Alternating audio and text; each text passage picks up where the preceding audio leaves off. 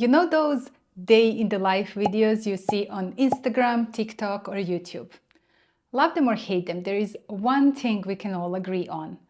If you're learning a foreign language, you need to know how to talk about your daily routine. So today we are following one person. Let's call her Milica through her typical day from morning to night. This will help you learn some of the most common Serbian verbs and how to use them in the present tense. And maybe by the end of this video, you will feel inspired to record your own day in the life video in Serbian. So let's start with Milica's morning routine. Šta Milica radi ujutru? Milica ustaje u 9. Milica ide u kupatilo. Milica pere zube i umiva se. These are all actions that happen regularly, every day, so we use the present tense to describe them. Now, pay close attention to these verbs. Ona ustaje. Ona ide. Ona pere. Ona se umiva. These are all the forms in the third person singular. This form is super useful because it serves as the stem when we are doing the conjugation in the present tense.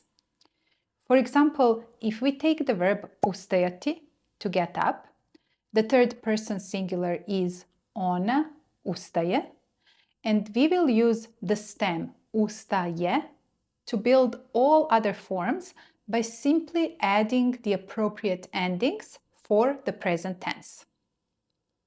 So we would say ja ustajem. You see, we added the ending m. Ti ustaješ. On, ona, ono ustaje. Mi ustajemo. Vi ustajete. Oni, one, ona ustaju. So the endings m, š, mo, te are the same for all the verbs in the present tense. Only the ending for the third person plural can vary, and there are 3 possible endings in the present tense. So when you're learning Serbian verbs, it's best if you learn these 3 forms right away. So, of course, learn the infinitive. You will find this form in all of the dictionaries. Then learn the third person singular. We need this form because it serves as the stem for the conjugation in the present tense. And finally, learn the third person plural too, because there is not just one ending for this form, but 3. So it's better to memorize it right away. So, for example, when you're learning the Serbian verb to get up, write it down like this in your notebook or on a flashcard. Ustajati, ustaje, ustaju. If this sounds like a painstaking process, it's really not with all the tools and resources we have nowadays. I would recommend the website Serboverb, where you can quickly find the conjugation of any verb in Serbian. Okay, now that we clarified some basics about the present tense in Serbian, we are ready to move on. Milica doručkuje oko pola 10. Za doručak ona obično jede ovsenu kašu ili plazmu sa mlekom. Let's pause here and look at the verb doručkovati.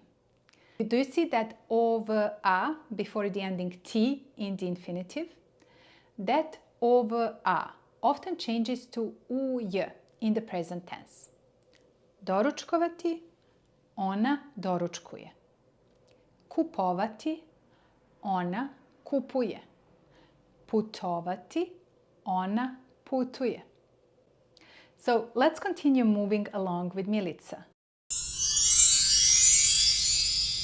Šta Milica radi posle doručka? Milica ide na posao. Milica na posao ide biciklom. Ona obično stigne na posao za pola sata. The verbs ići and stići end in ći in infinitive. Most verbs that end in ći have the ending em in the first person singular and the ending u in the third person plural in present. So we have the verb ići and we say ja idem, the ending em. Ona ide, oni idu. You see the ending u in the third person plural. Stići, ja stignem, ona stigne, oni stignu. A šta Milica radi na poslu?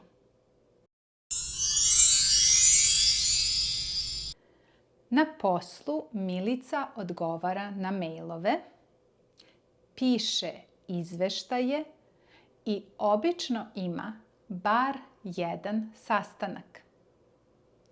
Svaki dan ona također ima pauzu za ručak koja traje oko sat vremena. Some verbs that end in a, t, i, such as pisati, have a sound change from infinitive to the present forms. So watch this. Pisati, ja pišem, ona piše, oni pišu. You see how s in infinitive became š in the present tense. Or, for example, this verb, skakati, to jump.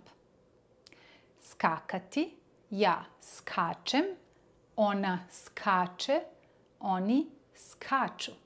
You see how k in infinitive became č in the present tense. Ok, a šta Milica radi posle posla? Posle posla Milica ide na čas italijanskog. Ona uči italijanski jezik sredom i petkom. Na času Milica najviše voli da vežba konverzaciju sa svojom profesoricom i ostalim đacima. Milica uči italijanski, a vi učite srpski. Whether you're already studying Serbian or just getting started, you should join our group lessons that will start in May. Group lessons take place once a week for 60 minutes. Lessons are on Zoom, so you can attend them wherever you are. First, you tell us what your current level is. If you don't know your level, no worries. I will leave the link for the placement test below this video. Once we know your level and your availability, we will find the matching group for you. Groups have 3 to 6 students. You will have 16 lessons in total, once a week until the end of August.